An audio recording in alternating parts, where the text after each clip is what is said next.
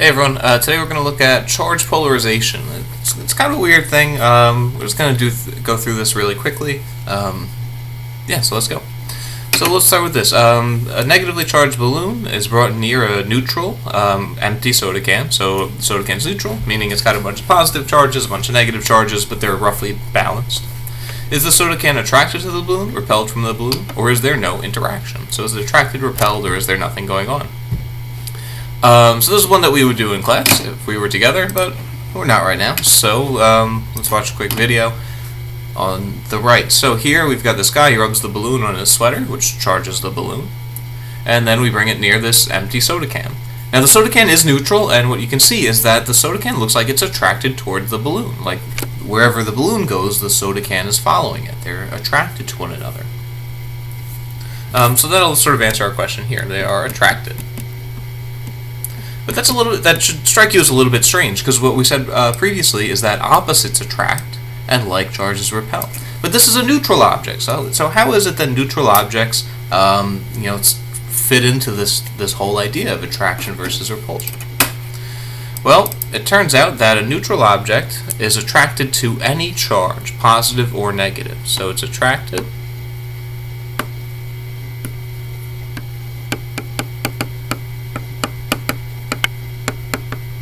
to both positive and negative charges.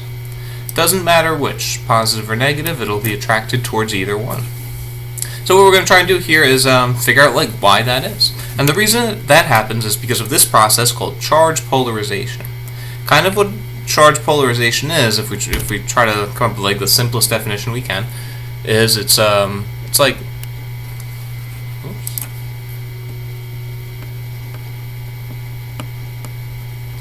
rearranging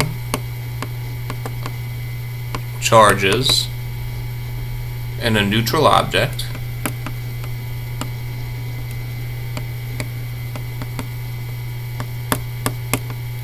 to make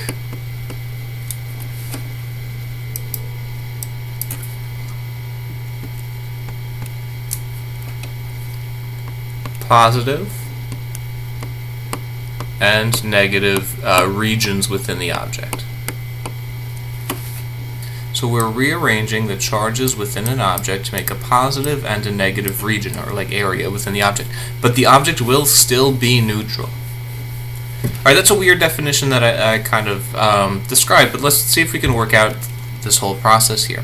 And we're going to do it with another sort of example that we would have done in class, and that's sticking a balloon to a wall. So if you can charge a balloon, typically you would charge it negatively. If you can charge a balloon, you can cause it to stick to a neutral wall. And it happens through this process called charge polarization. So let's start with this, a couple of the basics here. Opposite charges will attract, and similar charges will repel. And that's going to be important for what we do here. So what happens when a charged object is brought near a neutral object? Let's see if we can work through this. So we're going to see if we can figure out what's happening here and sort of elaborate on this charge polarization idea using this demonstration right here. So for starters, we have a balloon, a sweater, and a wall. And we're going to use the sweater and the balloon situation to sort of charge up the balloon negatively. But let's kind of draw these out using our charges here. So initially, at the beginning, we've got a balloon and a wall, and it looks like, if I look at our balloon here, we've got positive, negative, positive, negative. It looks like there's 4 positives, 4 negatives.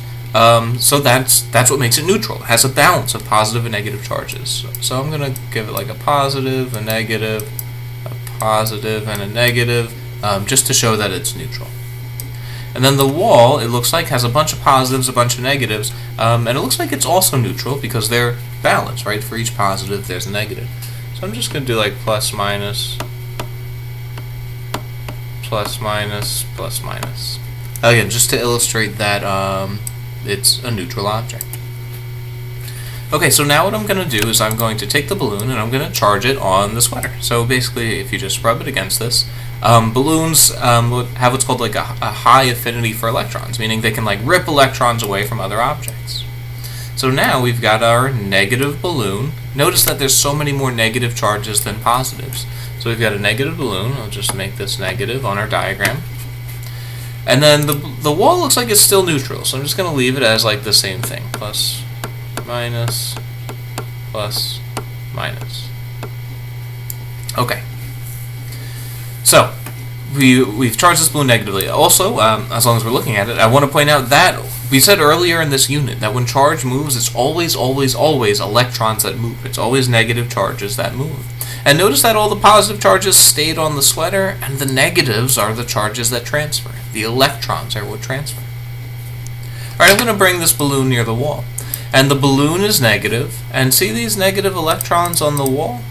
What do you think those will do with those negative electrons? Will they be attracted towards the balloon or repelled away from it?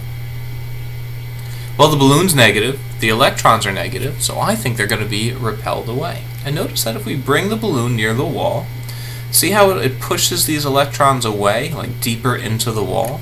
Because the balloon's negative, so it repelled those electrons away. We also said that these positive charges that are inside of the wall, they have trouble moving because they're inside the nucleus. So they're not going to sort of move around as easily. And so what we have here is we've got our negative balloon. So on our diagram, I'm just going to make that negative. And notice what happened to the charges on the wall. See this region next to the balloon? What's the charge of that area? I'm looking at this little part of the wall right next to the balloon. It looks like that's positive because there's a bunch of positive charges and there's no negatives there. So this area of the wall is positive. So I'm going to give it a bunch of plus signs. Let's give it, I don't know, 4 of them. Why not? Now that's what's attracting the balloon. The balloon's negative and this part of the wall is positive, and opposites attract.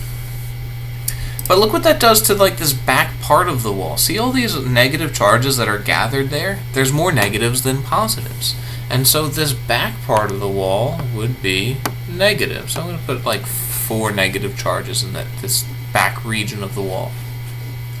That's what we call charge polarization. This part of let's change color.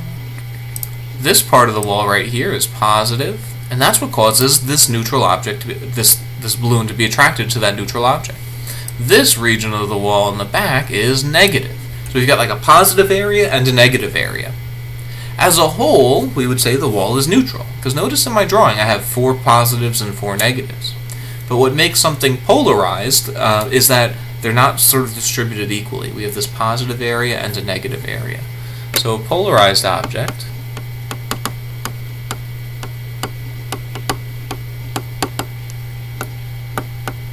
are neutral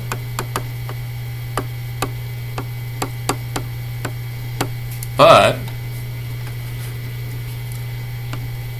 they have a positive area and a negative area.